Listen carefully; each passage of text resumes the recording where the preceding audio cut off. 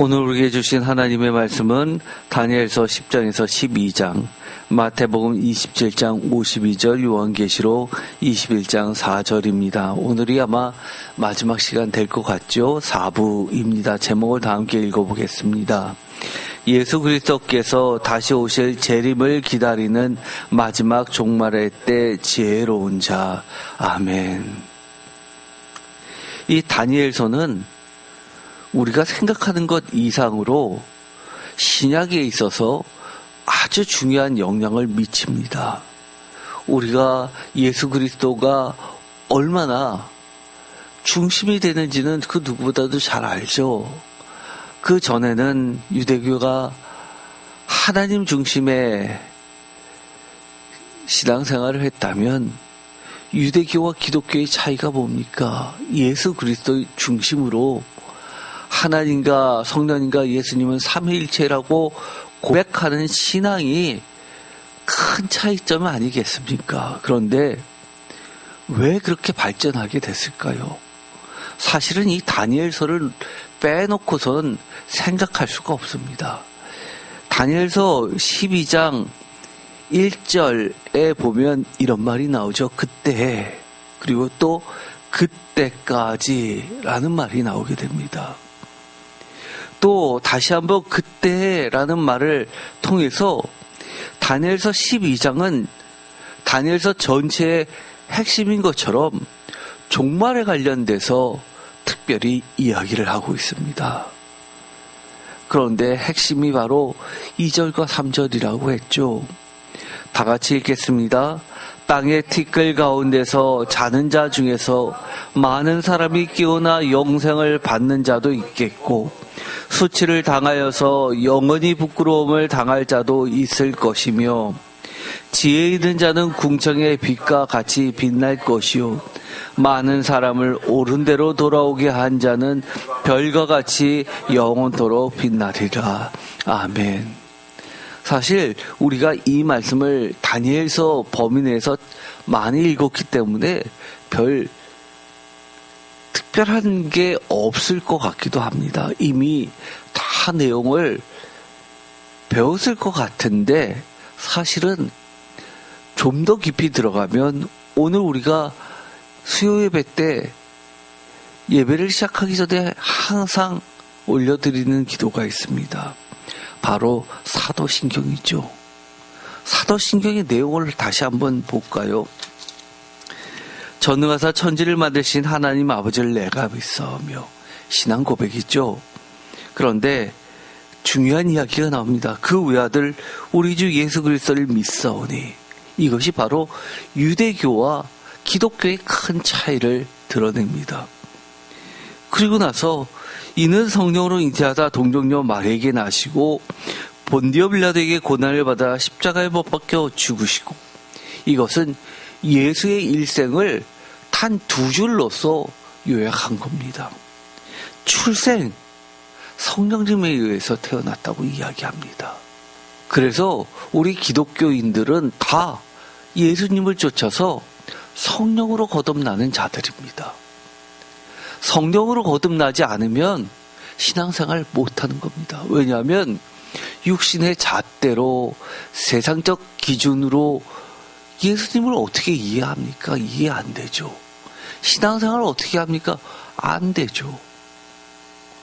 철저히 우리는 거듭나지 않으면, 성령으로 다시 나지 않으면 불가능합니다. 그런데 중요한 다니엘서와 관련된 이야기가 바로 그 다음 말씀에 있죠. 장사한 지 사흘 만에 죽은 자 가운데서 다시 살아나시며 이 말씀입니다. 이 말씀은 바로 다니엘서 12장 2절의 말씀하고도 같은 말씀입니다. 다시 한번 다니엘서 12장 2절의 말씀을 읽어볼까요? 다 같이 읽겠습니다. 땅의 티끌 가운데서 자는 자 중에서 많은 사람이 깨어나 영생을 받을 자도 있겠고 수치를 당하여서 영원히 부끄러움을 당할 자도 있을 것이며 아멘. 제가 사도신경을 다시 한번 읽어드릴게요. 장사한 지 사흘 만에 죽은 자 가운데서 다시 살아나시며 이것은 다른 말로 이야기하면 다니엘서 12장 2절의 말씀이 성취되었다는 것을 선언하는 겁니다.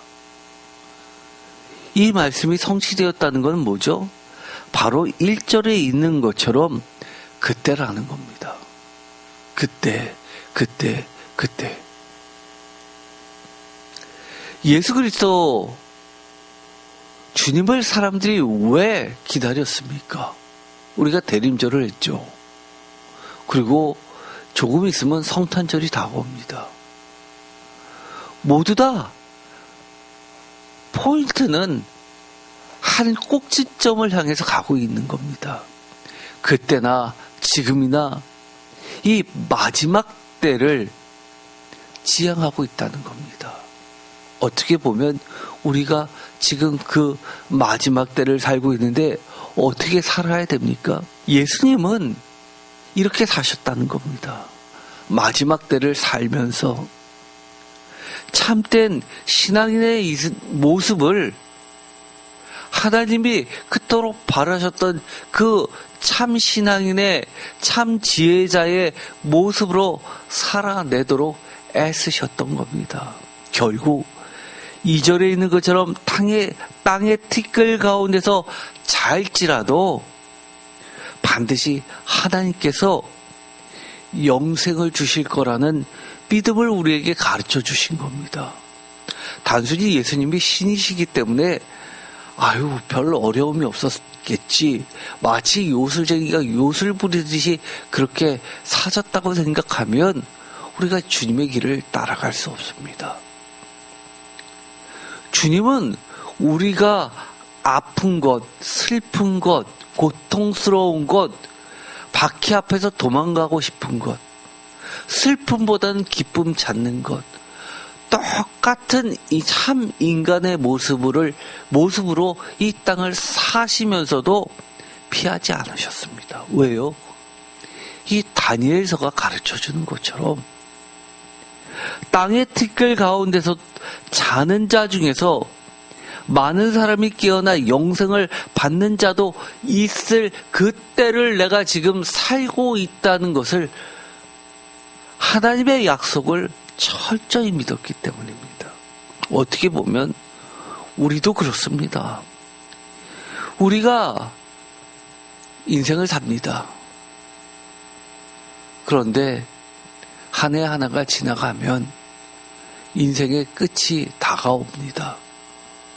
너무 아쉽잖아요. 어떻게 하면 잘 사는 겁니까?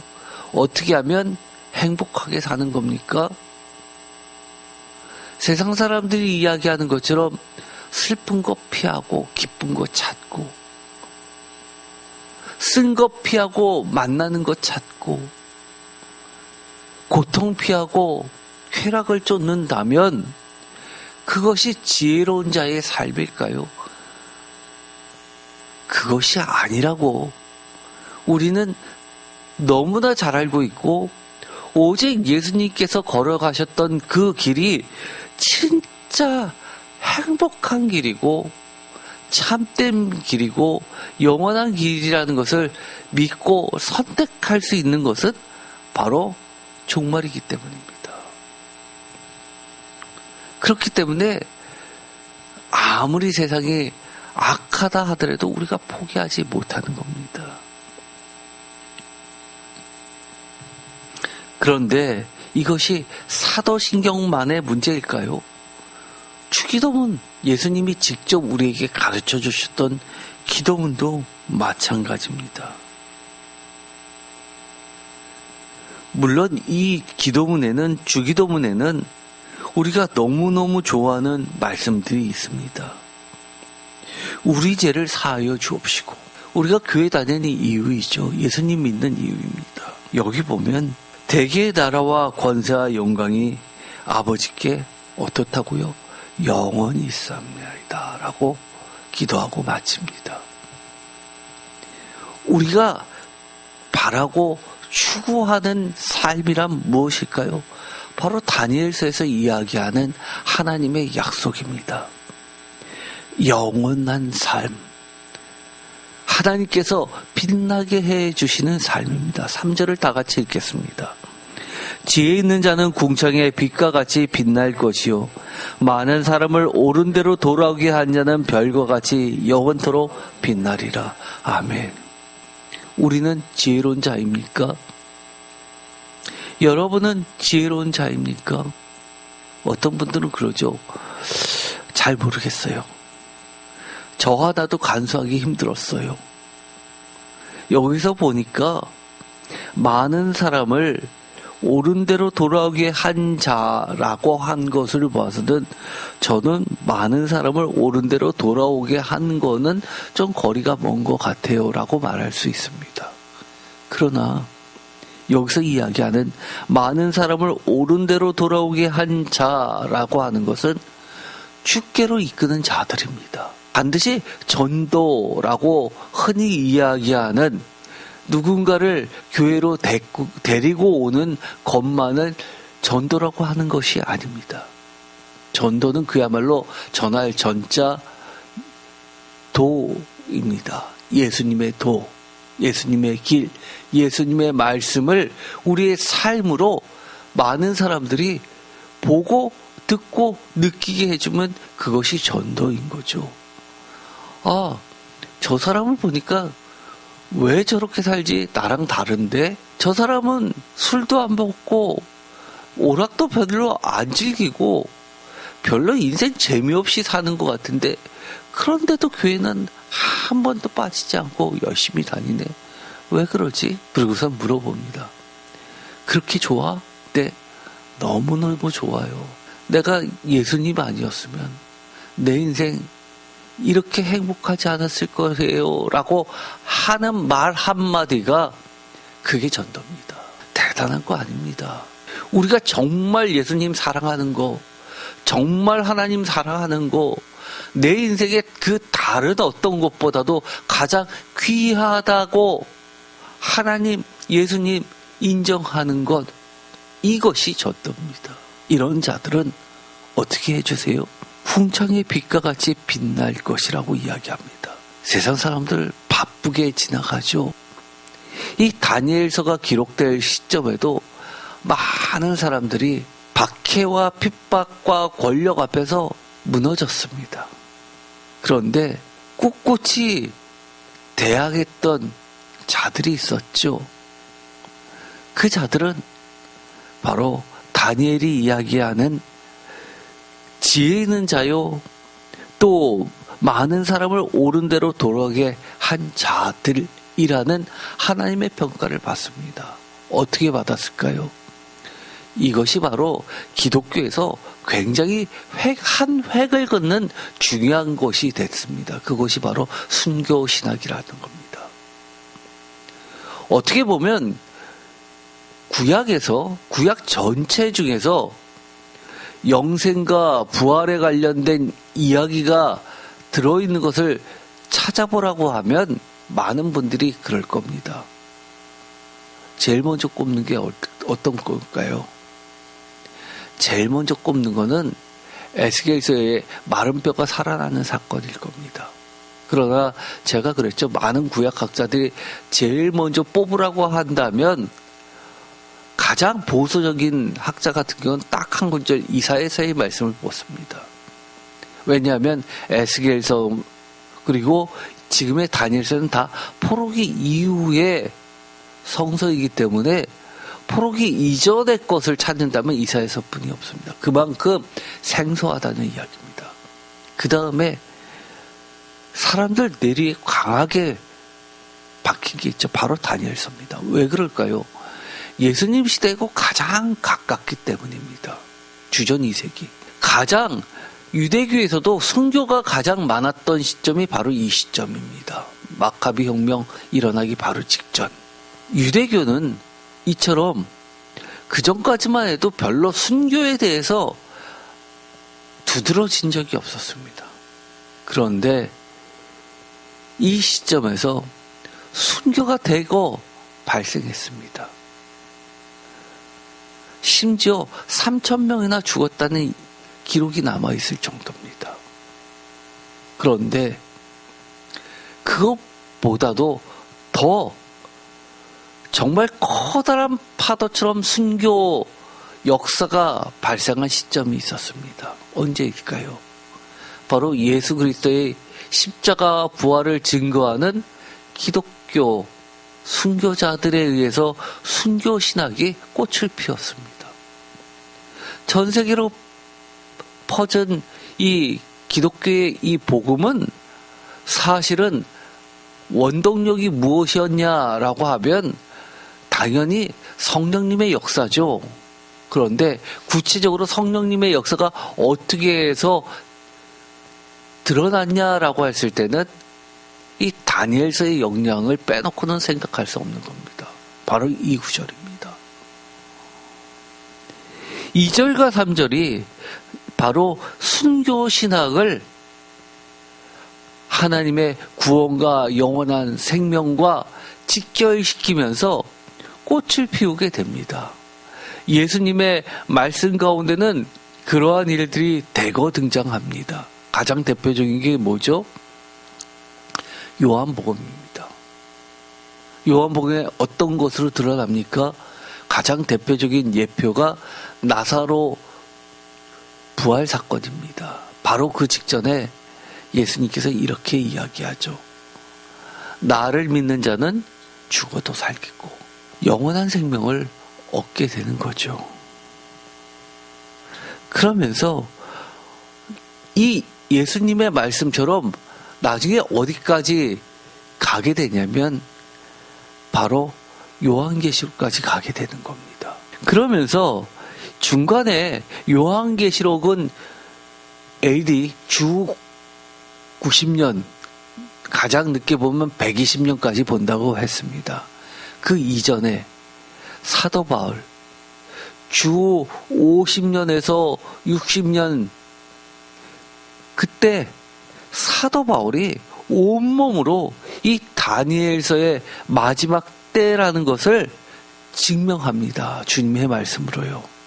그러면서 우리가 지난 시간에 했었던 지혜라는 것을 사도 바울이 이야기하면서 이것과 직접적으로 연관시켜서 하는 지혜의 정의와 예수 그리스도의 이 부활과 직접적으로 연관을 시키고 있습니다. 대표적인 것이 이런 말씀입니다. 고린도전서 1장 30절 다 같이 읽겠습니다. 너희는 하나님으로부터 나서 그리스도 예수 안에 있고 예수는 하나님으로부터 나와서 우리에게 지혜와 의로움과 거룩함과 구원함이 되셨으니 아멘. 뭐라고 이야기합니까? 예수는 하나님으로부터 나와서 우리에게 지혜와 의로움과 거룩함과 구원함이 되셨으니 라고 이야기합니다.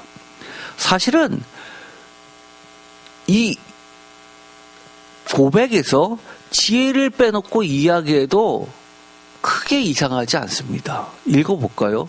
너희는 하나님으로부터 나서 그리스도 예수 안에 있고 예수는 하나님으로부터 나와서 우리에게 의로움과 거룩함과 구원함이 되셨도다. 틀립니까? 전혀 이상하지 않습니다. 그럼에도 불구하고 이 사도 바울은 지혜를 여기에 꼭 넣습니다. 왜 그럴까요? 부활과 영생에 대한 확실한 성취를 어디서 찾은 겁니까? 예수 그리스도 안에서 찾은 겁니다. 그러면서 이 지혜는 단순히 하나님을 잘 믿는 것, 그 이상의 것을 내포하고 있다는 사실을 깨닫게 됩니다.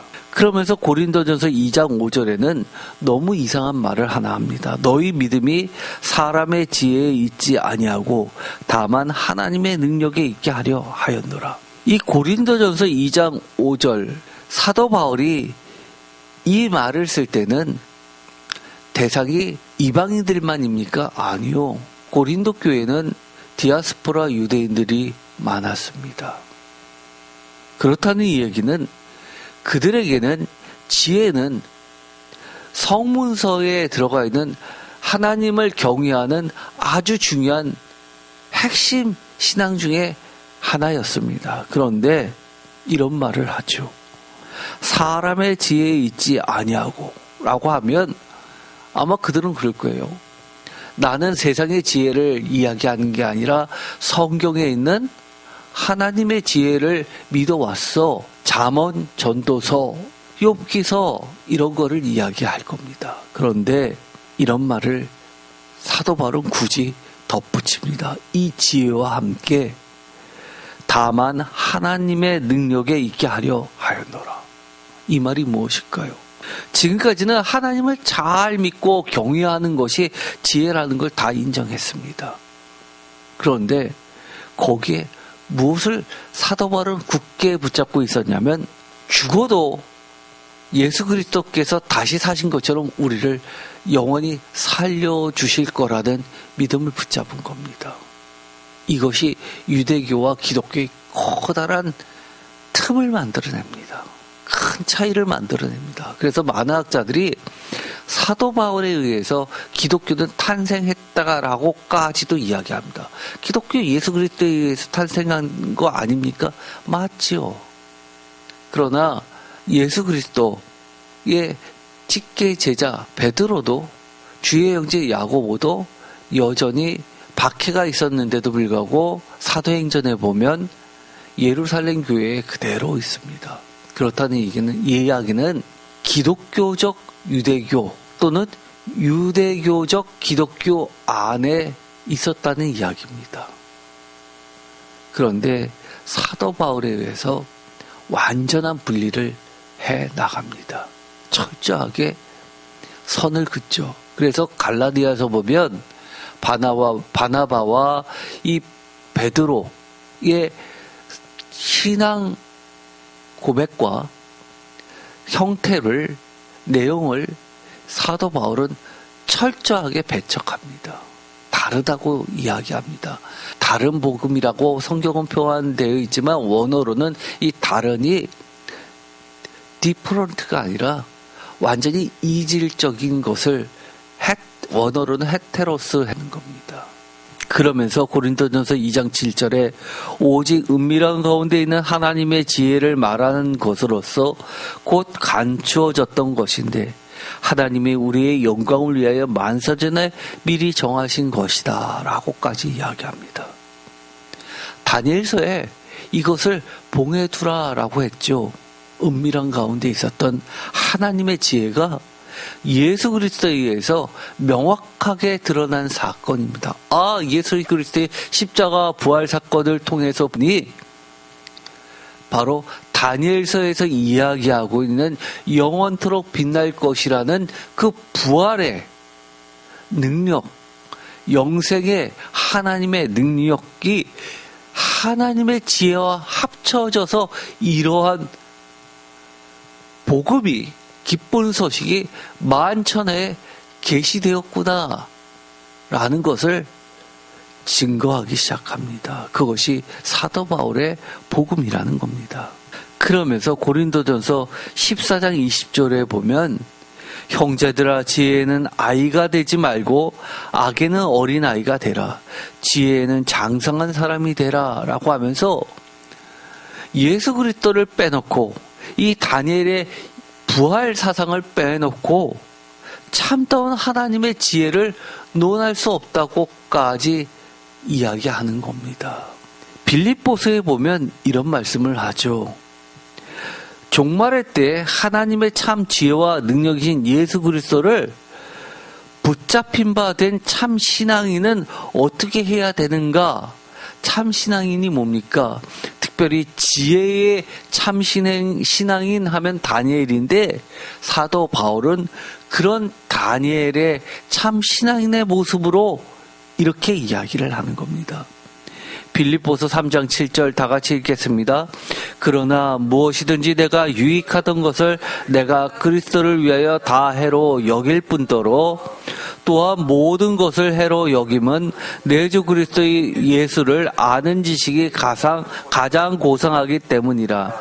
내가 그를 위하여 모든 것을 잃어버리고 배설물로 여김은 그리스도를 얻고 그 안에서 발견되려 함이나 내가 가진 의는 율법에서 난 것이 아니요 오직 그리스도를 믿음으로 말미암은 것이니 곧 믿음으로 하나님께로부터 난 의라.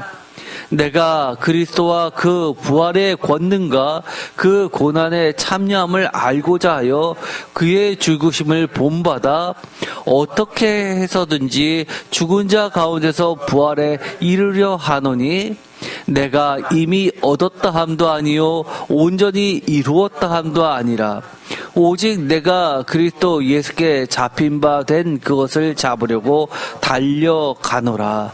아멘.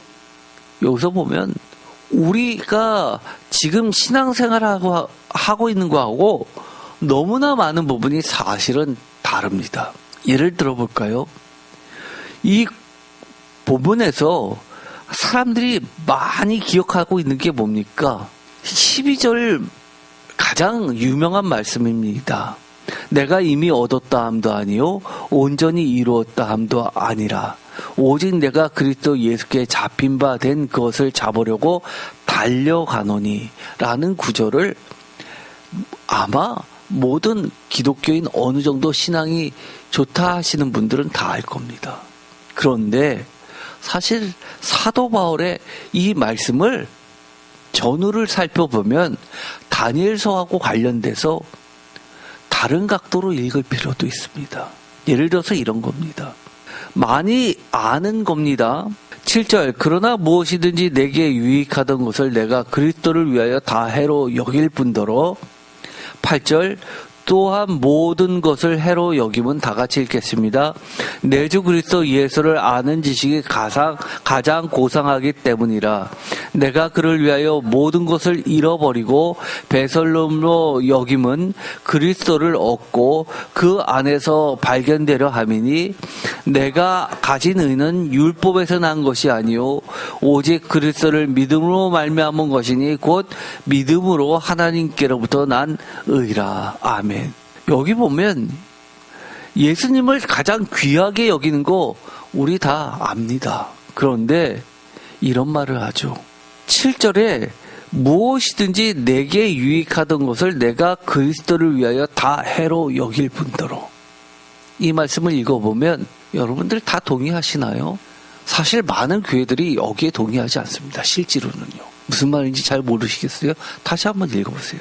무엇이든지 내게 유익하던 것을 내가 그리스도를 위하여 다 해로 여길 뿐더러. 뭐라고 많은 분들이 교회에서 교육을 받아왔습니까? 특히 학생들은 이런 얘기 많이 하죠. 많은 것을 습득해서 사회에 나가서 영향력을 끼쳐야 된다. 그렇죠? 나에게 유익했던 것, 그리스도를 위해서 쓰기 위해서 열심히 공부해서 또 사회에서도 높은 자리에 올라가고 돈도 많이 벌고 그렇게 해서 그리스도를 위해서 쓰고 영향력을 미쳐라라고 이야기하지 굳이 그리스도를 위해서 다 해로 여길 것까지는 뭐가 있습니까? 다 해로 여기면 굳이 그렇게 교회를 빼먹고서 학원 열심히 다니고 수련회 빠지고 학원 등록하고 굳이 그럴 필요 뭐가 있습니까? 만약에 요즘에 교회 학교에서 그런 얘기하면 난리 납니다. 그런데 사도 바울은 이렇게 이야기하죠. 그리스도를 위해서 다 해로 여길 뿐더러. 지금도 많은 사람이 그렇게 생각합니다. 유익하면 그리스도를 위해서도 유익하게 쓰면 되지 그걸 또 왜 다 해로 여길 것까지는 있느냐라고 반론을 제기합니다. 그런데 사도 바울이 왜 이렇게까지 이야기합니까? 왜 무엇 때문에 사도 바울이 이처럼 자신이 예수님을 만나기 전에 추구해오던 삶의 형태랑 완전히 달랐습니까? 사도 바울이 그렇게 이야기하잖아요. 랍비 중에 랍비고 가문도 바리새파 중에 바리새파일 뿐만 아니라 베냐민 지파라고 자랑합니다. 가문도 뛰어나고요. 또 세상에서 인정받는 학벌도 뛰어납니다. 그런데도 불구하고 그는 그것을 그리스도를 위해서 씁니다. 뛰어난 학식과 성경에 대해서 해박한 지식을 그리스도의 복음을 전하는데 썼음에도 불구하고 그는 이렇게 이야기합니다. 무엇이든지 내게 유익하던 것을 내가 다 해로 여겼다라고 하면서 그것을 한마디로 이야기하면 배설물이라고 이야기합니다. 완전히 극과 극을 달리는 거죠. 단순히 8절을 이렇게 읽으면 안 됩니다. 또한 모든 것을 해로 여김은 내 주 그리스도 예수를 아는 지식이 가장 고상하기 때문이라. 내가 그를 위하여 모든 것을 잃어버리고 배설물로 여김은 그리스도를 얻고, 이것을 배설물로 여기는 이유가 다른 모든 지식과 예수 그리스도에 대한 가치와 비교해보면 비교할 수 없을 정도로 큰 차이가 나기 때문이다 라고 이야기하는 게 아니라는 겁니다. 아무리 다른 것도 귀하고 하더라도, 물론 예수 그리스도의 그 가치만은 안 된다 하더라도 나머지도 어느 정도 귀하지라고 하는 게 아니라는 겁니다. 바로 10절이 다니엘서에 관련된 이야기입니다. 다 같이 읽겠습니다. 내가 그리스도와 그 부활의 권능과 그 고난의 참여함을 알고자 하여 그의 죽으심을 본받아 어떻게 해서든지 죽은 자 가운데서 부활에 이르려 하노니. 아멘. 바로 이겁니다. 11절에 보면 표준세 번역으로 읽어볼까요? 다 같이. 그리하여 나는 어떻게 해서든지 죽은 사람들 가운데서 살아나는 부활에 이르고 싶습니다. 아멘. 사도 바울의 관심과 목표는 하나입니다. 예수 그리스도를 본받는데, 예수 그리스도를 본받는 아주 중요한 요소 중에 하나가 바로 그리스도와 그 부활의 권능과 그 고난의 참여함이라는 겁니다. 아까 그랬죠? 다니엘서의 이 부활은 뭐하고 맞물려 있습니까? 철저하게 순교 신학하고 맞물려 있습니다. 박해 앞에서 피하지 않고, 순교 앞에서 도망가지 않고, 하나님의 참된 신앙을 지켜내는 그 순교와 순수한 신앙을 통해서 그들은 하나님의 약속처럼, 다니엘서 맨 마지막의 말씀처럼 영원한 몫을 바라보면서 당당히 그 죽음을 받아들입니다. 왜요? 죽음이 뭐라고요? 죽음이 다가 아니기 때문입니다. 그 너머에 있는 부활의 권능이라는 것이 있기 때문인 겁니다. 왜요? 지금이 바로 그때이기 때문입니다. 종말이기 때문입니다. 사도 바울은 철저히 사실 예수 그리스도의 복음의 능력을 어느 연상선상에서 같이 보고 있냐면, 다니엘서에서 하나님께서 주셨던 약속이 성취되는 사건으로 이해하고 자신도 그것을 정말 알고 싶다라고 이야기하는 겁니다. 그러면서 어떻게 해서든지 라는 말을 합니다. 여러분들 이런 심정입니까? 어떻게 해서든지 진짜 복음을, 진짜 영생을 누리고 싶습니까? 이렇게 해야지 진짜 시당되는 겁니다. 사실은요. 그동안 내가 성경책을 읽어왔는데 이게 정말 예수님을 믿는다는 게 그렇게 간단한 문제가 아니었구나라고 깨달아져야 됩니다.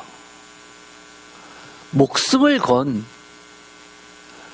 죽음을 뛰어넘는 지혜와 능력의 길을 걸어가고 있는 겁니다. 그러면서 12절에 이렇게 이야기합니다. 다 같이 읽겠습니다. 내가 이미 얻었다 함도 아니요 온전히 이루었다 함도 아니라 오직 내가 그리스도 예수께 잡힌 바 된 것을 잡으려고 달려가노라. 아멘. 그것도 걸어가는 게 아니라 달려간다고 합니다. 표준세번역으로 읽어보겠습니다. 내가 이것을 이미 얻은 것도 아니요 또 이미 목표점에 이른 것도 아닙니다. 그리스도 예수께서 나를 사로잡으셨으므로 나는 그것을 붙들려고 쫓아가고 있습니다. 아멘. 표준세번역으로 보면 안 보이는 것이 보입니다. 바로 그리스도 예수께서 나를 사로잡으셨으므로 라는 말씀이죠. 이 길은 사실은 내 힘으로 이룰 수 있는 게 아닙니다. 내가 이미 얻었다 함도 아니요 온전히 이루었다 함도 아니라 사실 우리는 지금 이 시점에 살고 있죠. 이미와 아직 사이를 걸어가고 있습니다. 그런데 마지막에 영생에 이르려면 어떻게 해야 되죠?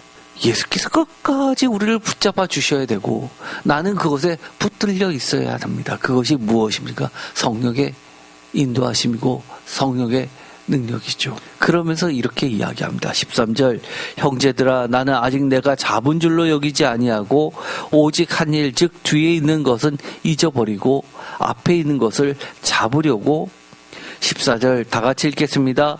표대를 향하여 그리스도 예수 안에서 하나님이 위에서 부르신 부름의 상을 위하여 달려가노라.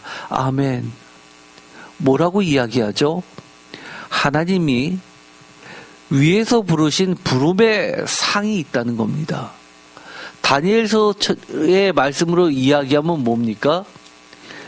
12장 13절에 있는 말씀 너는 가서 마지막을 기다리라. 이는 내가 평안히 쉬다가 끝내려는 내 몫을 누릴 것임이라. 몫이 있다는 거죠. 기업이라는 겁니다. 분깃이 있다는 겁니다. 그것이 무엇입니까? 아까 다니엘서 12장 2절과 3절에서 이야기한 것처럼 영생과 영원히 빛나는 하나님의 영광으로 덧입혀지는 겁니다. 그런데 그것이 어디에 있다는 걸 깨닫게 됩니까?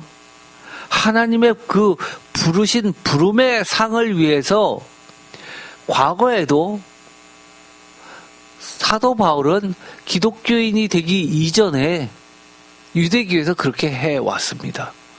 차이점은 바로 이거죠. 14절 다시 한번 읽어볼까요? 표대를 향하여 그리스도 예수 안에서 하나님이 위에서 부르신 부름의 상을 위하여 달려가노라. 아멘. 어디 안에 있다는 겁니까? 다른 데 있는 게 아니라 그리스도 예수 안에 있다는 겁니다.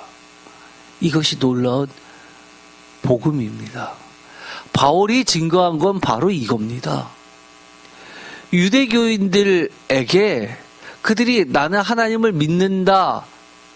하나님이 구원해 주시지. 하나님이 복 주시지. 하나님이 영생 주시지. 라고 그렇게 믿어왔던 그들에게 이렇게 이야기하는 겁니다. 하나님 구원해 주시는 거 맞아. 하나님께서 영생 주시는 거 맞아. 그런데 그 영생은 어디를 통해서 얻는다는 거예요? 몫은 어디를 통해서 얻는다는 거예요? 그것이 바로 복음이라는 겁니다. 그리스도 예수 안에서라는 겁니다. 어떠신가요? 우리가 다니엘서를 읽었습니다. 다시 사도 바울의 고백들을 다시 한번 보면 완전히 우리가 지금까지 알고 있었던 내용하고 달라집니다. 더 명확해진다고 하는 표현이 정확할 겁니다.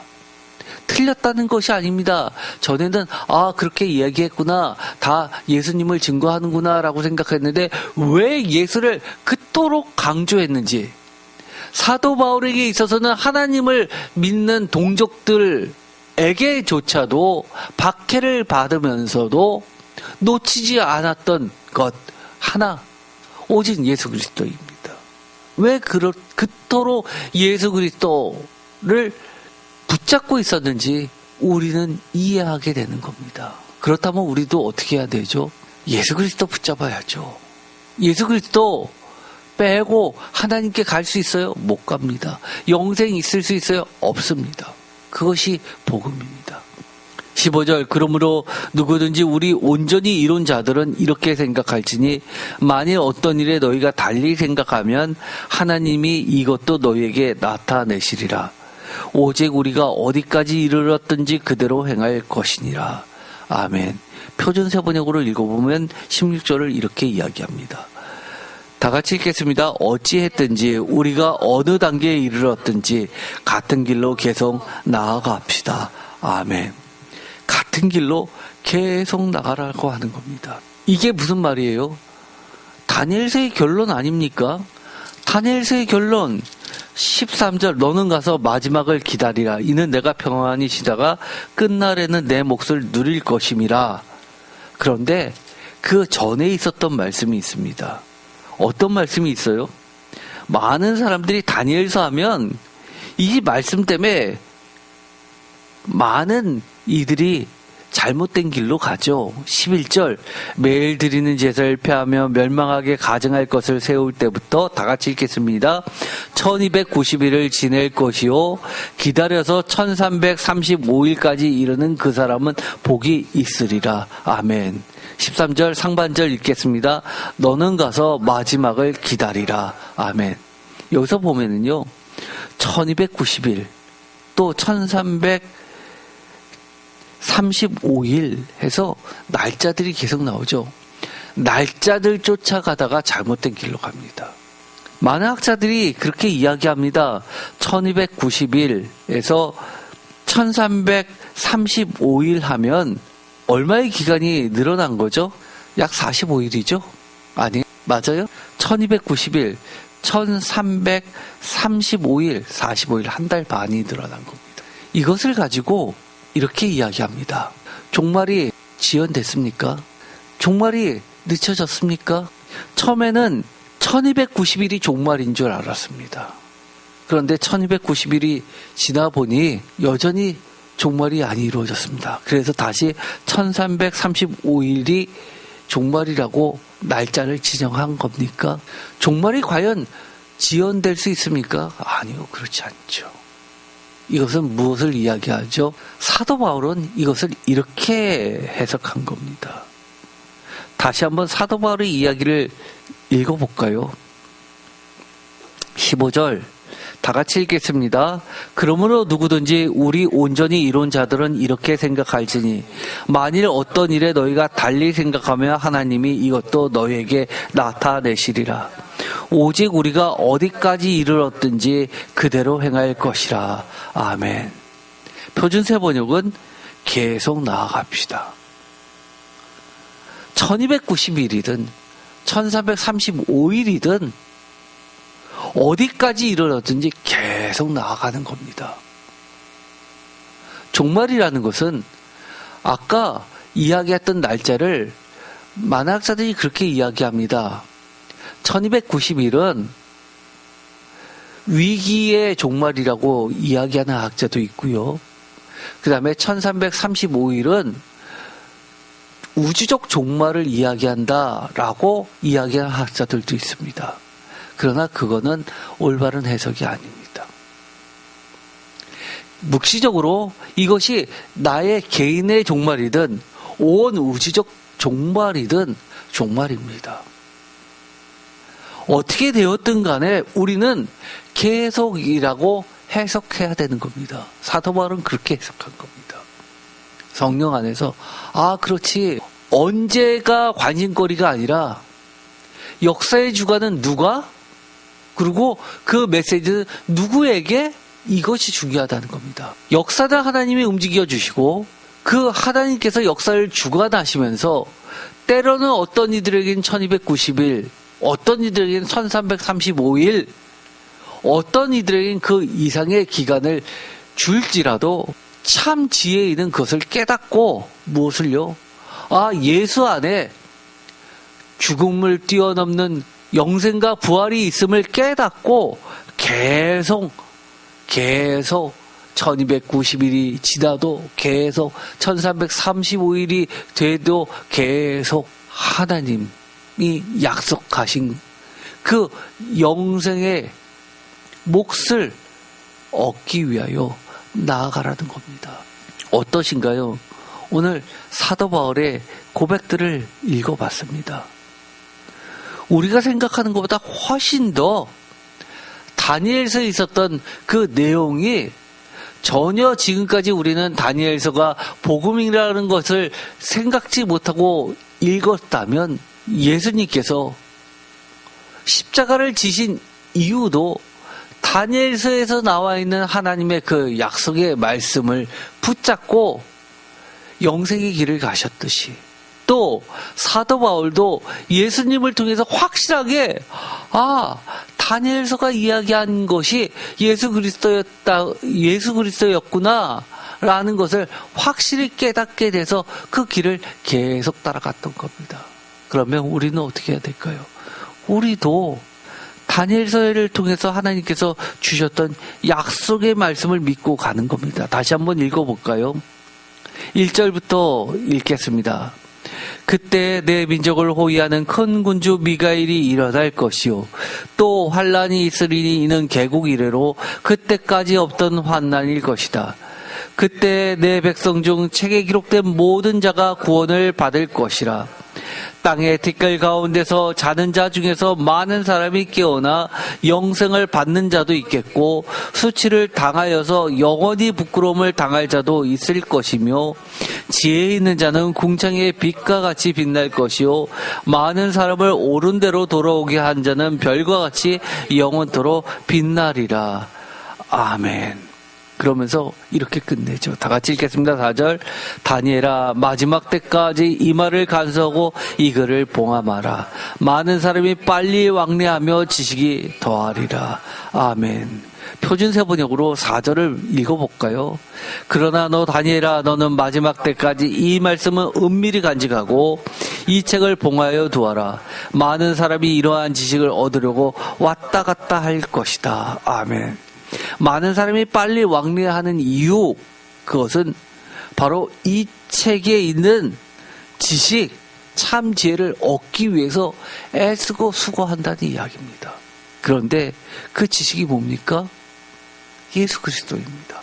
이 글을 봉함하라 라고 하는 것은 비밀이 보관되어 있다가 사도 바울의 말로 이야기하면 예수 그리스도에 의해서 오픈됐다는 겁니다. 완전히 계시됐다는 거죠. 그러면 그 이후에는 사도 바울은 이거를 어떻게 했습니까? 이거를 봉함해서 비밀에 계속 붙여두었습니까? 이거를 사도 바울은 또다시 이렇게 해석합니다. 마지막 때까지라고 하는 것은 내가 지금 마지막을 걸어가고 있으니까 마지막 그리스도의 심판대에 쓸 때까지 이 말을 간수하고 이 글을 어떻게 하라는 거예요? 보존하는 것으로 바뀌었습니다. 어떻게 해요? 봉함해서 비밀로 붙여두는 게 아니라 이 복음이 예수 그리스도에 의해서 드러난 것을 잘 지켜내는 겁니다. 사라지지 않도록. 그것이 바로 순교고 전도고 복음 전파였습니다. 그러면 이 4절의 말씀처럼 봉함하라고 했으니까 비밀에 붙였어야 되는데 사도 바울이 하나님의 말씀을 어긴 겁니까? 성경 그렇게 읽지 말라고 그랬죠. 하나님의 언어로 읽으라고 했습니다. 이 글을 봉함하라라는 글자 그대로의 이 말씀은 하나님이 이렇게 말씀하시는 것과 같습니다. 마지막 때까지 이 말, 바로 죽음을 뛰어넘는 영생의 이 복음이 예수 그리스도에 의해서 계시되었으니 이것을 잘 지켜내라 라는 겁니다. 끝까지. 이해되시죠? 그러면 우리는 어떻게 해야 될까요? 우리도 사도 바울처럼 그렇게 달려가야 되죠. 사도 바울은 이것을 끝까지 지켜내는 것을 어떤 식으로 했습니까? 10절 다 같이 읽겠습니다. 내가 그리스도와 그 부활의 권능과 그 고난의 참여함을 알고자 하여 그의 죽으심을 본받아 어떻게 해서든지 죽은 자 가운데서 부활에 이르러 하노라. 아멘. 우리도 그렇게 해야 되죠. 예수 그리스도의 그 복음 앞에 가로막는 세상의 어떤 것, 그 모든 것을 어떻게 여겨요? 이거는 그래도 유익한데라고 하는 게 아니라 다 해로 여기는 겁니다. 그러면서 그리스도께서 가셨던 그 길, 십자가와 부활의 권능과 그 고난의 참여함을 기쁘게 생각하고 오히려 어떻게 해서든지 그 고난에 참여하는 길을 선택합니다. 우리가 예수님을 믿는 방식하고 얼마나 다릅니까? 너무너무 달라도 한참 다르죠. 많은 분들이 그렇게 생각합니다. 내가 예수님 잘 믿어서 세상에서 부러워하는 모든 것 다 갖춰서 하나님의 나라를 위해서 멋지게 써야지. 그리스도의 복음을 위해서 그렇게 멋지게 해야지라고 하는데 그 이면에는 사실 뭐가 잔뜩 들어가 있는 겁니까? 내가 높아지고 싶은 마음, 내가 인정받고 싶은 마음, 유교에서 이야기하는 입신양명, 또 세상의 물질주의에 좋은 말로 바뀐 행복, 워라밸, 이 모든 것들을 다 종합해서 자기 사랑에 그럴싸한 포장지 얹어서 그렇게 예수님 믿는 겁니다. 그러나 이 모든 것을 해로 여기면서까지 그 부활의 권능과 그 고난의 참여함을 어디서 찾습니까? 그리스도 예수 안에서 찾는 겁니다. 사실 이 다니엘서는 읽으면 읽을수록 복음의 진수를 다시 한번 깨닫게 됩니다. 우리가 진짜 죽지 못하는 이유가 뭡니까? 다니엘처럼 사자굴에 못 들어가고 친구들처럼 풀목불에 들어가는 것을 주저하기 때문입니다. 그 고난 앞에서 도망가고 싶어하고 다니엘처럼 사자굴에 들어간다 하더라도 나는 포기하지 않는 순교신앙, 또한 새 친구처럼 풀목불 앞에서도 신앙 버리지 않는 그 굳건한 순교신앙. 고난을 무엇으로 받아들입니까? 정결하게 하는, 깨끗하게 하는, 연단받는 과정으로 이해하면서 계속해서 하나님의 그 순수한 참된 지혜의 신앙을 붙잡습니다. 오늘 우리에게 이 모든 놀라운 복음의 진수를 깨닫게 되는 시간이 되기를 간절히 소망합니다. 기도하고 마치겠습니다. 하나님 감사합니다. 오늘 다니엘서 10장에서 12장을 통해서 왜 그렇게 주님께서 십자가 앞에서도 도망가지 않으셨고 끝까지 십자가 부활의 길을 가셨는지 깨닫게 됩니다. 또한 사도 바울도 왜 예수님을 본받아서 끊임없이 예수 안에 있는 그 십자가와 부활의 능력을 쫓아갔는지 깨닫게 됩니다. 우리도 예수 그리스도 안에 있는 이 복음의 진수를 붙잡고 끝까지 달려가게 하여 주옵소서.